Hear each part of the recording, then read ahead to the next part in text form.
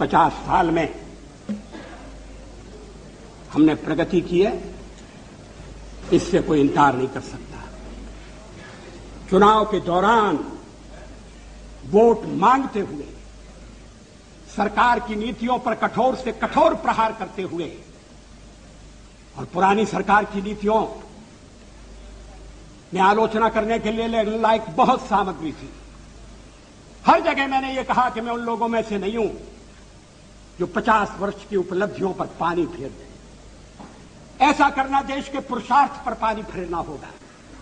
ऐसा करना देश के किसान के साथ अन्याय करना होगा, मजदूर के साथ जाति करनी होगी, आम आदमी के साथ भी वो अच्छा व्यवहार नहीं होगा।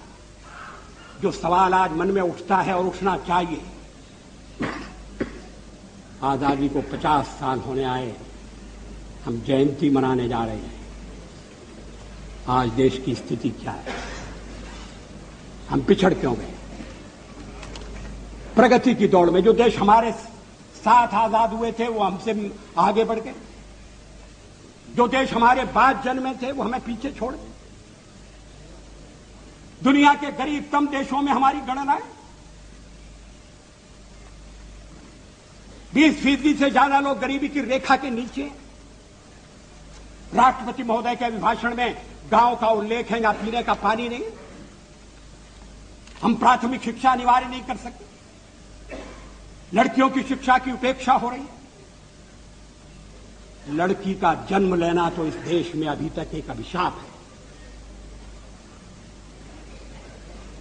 क्या सरकारी कदम उठाकर समाज में जागृति पैदा करके, क्या सब लोगों को जुटाकर, ये तो ऐसा काम है जिसमें कोई दलबंदी के लिए स्थान नहीं। हम देश का नक्शा नहीं बदल सकते। देश में साधनों की कमी नहीं है, और साधनों की अगर कमी है तो उसको ठीक ढंग से प्राप्त किया जा सकता है, साधन बढ़ाए भी जा सकते हैं। लेकिन जो साधन हैं उनका ठीक उपयोग नहीं हो रहा। जनता के ऊपर टैक्स लगाकर जो धन इकट्ठा किया जाता है उसका लाभ जनता तक नहीं पहुंचता, आम आदमी तक नहीं पहुंचता। कहां जाता है? किसकी जेब भरी जाती है? किसकी तिजोरी में वो रकम जाती है? विदेशी बैंकों में धन जाने का सिलसिला अभी तक क्यों कायम है? उसको रोकने के लिए क्या कदम उठाए गए? हम विदेशी पूंजी के लिए प्रयत्नशील है। विदेशी पूंजी आए, और अगर विदेशी पूंजी आती है अच्छे ढंग की टेक्नोलॉजी के लिए, इंफ्रास्ट्रक्चर के लिए, आयात निर्यात को बढ़ाने के लिए, तो कोई आपत्ति नहीं करेगा। मुझे विश्वास है कि हमारे कम्युनिस्ट मित्र भी आपत्ति नहीं करेंगे। लेकिन क्या देश के भीतरी साधनों का अधिकतम उपयोग हो रहा है? क्या यह सच नहीं है कि भ्रष्टाचार एक राष्ट्रीय रोग बन गया है? मुझे याद है स्वर्गीय राजीव गांधी ने एक भाषण में कहा था कि मैं दिल्ली से 1 रुपया भेजता हूं, मगर जहां रुपया भेजता हूं वहां पहुंचते पहुंचते 19 पैसे रह जाते। मैंने उनसे कहा कि ये चमत्कार कैसे होता है? वो हंसकर कहने लगे कि जब रुपया चलता है तो घिसता है।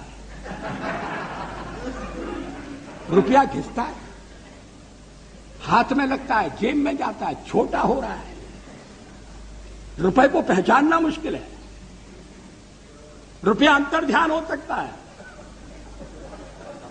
ये देश के सिक्के की स्थिति अच्छी नहीं है। एक तो सरकारी खर्चा बढ़ गया, बढ़ता जा रहा है। उसको बिना कम किए, और कम करने के लिए आम सहमति चाहिए, सर्वदलीय सहयोग चाहिए। कोई एक दल ये काम नहीं कर सकता।